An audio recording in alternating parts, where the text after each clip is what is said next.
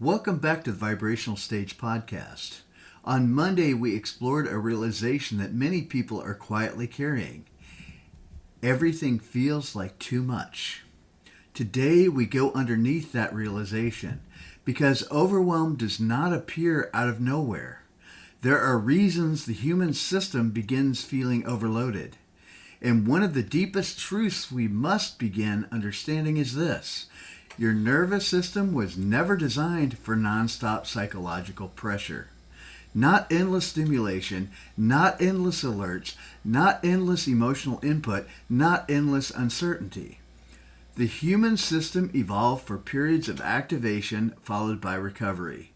But modern life often removes the recovery entirely, and eventually the nervous system begins living in a state of chronic readiness.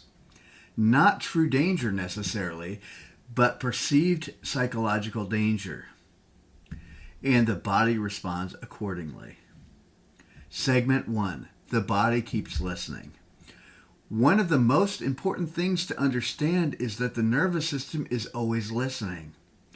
Even when the conscious mind says, "I'm fine," the body is still tracking. Pressure, urgency, conflict, fear, rejection, financial stress, social tension, uncertainty, overstimulation. The nervous system does not only respond to physical threats, it also responds to psychological pressure. And in the modern world, psychological pressure has become constant. Many people rarely experience true stillness anymore. Even moments of rest are often filled with scrolling, consuming, reacting, or anticipating.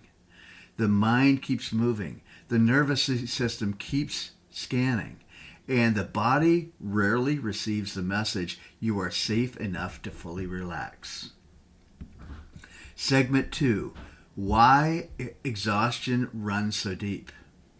This helps explain why so many people feel exhausted even when they are technically resting. Because physical rest is not always nervous system recovery. A person can sit on a couch for hours while their nervous system remains internally activated, still worrying, still anticipating, still replaying conversations, still carrying emotional tension, still preparing for the next problem. And eventually, this constant activation begins shaping perception itself. This is why small things can suddenly feel emotionally enormous, because the system has less remaining capacity, less resilience, less emotional bandwidth. The overload accumulates quietly over time, until eventually the body begins signaling, "I cannot continue operating at this level indefinitely." Segment 3. When overstimulation becomes identity. One of the deeper dangers of chronic stimulation is that people begin identifying with the survival state itself. They start believing, "This is just who I am." Anxious, tense, restless, always thinking, always preparing, always bracing. But many of these patterns are adaptations, not identity. The nervous system learns repetition, and if pressure becomes constant, the body eventually normalizes tension. This is why slowing down can initially feel uncomfortable for many people. Silence can feel unfamiliar. Stillness can feel unsafe. Presence can feel difficult, because the system has adapted to movement, stimulation, and anticipation, not peace. Segment 4. The beginning of relearning safety. But this is where hope enters the conversation. What was learned can also be relearned. The nervous system is adaptable, and healing often begins not through force, but through small experiences of safety repeated consistently over time.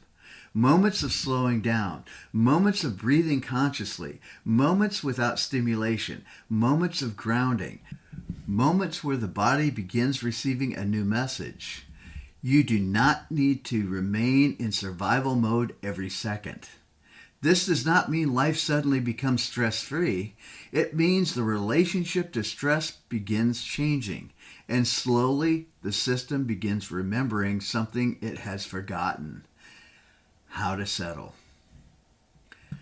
Closing reflection. Perhaps your exhaustion makes more sense than you realized. Perhaps your mind has not been weak, but overloaded. Perhaps your nervous system has been adapting to an environment filled with nonstop psychological pressure. And perhaps healing does not begin by becoming tougher, but by becoming safer internally. Not all at once, but gradually, patiently, moment by moment, breath by breath.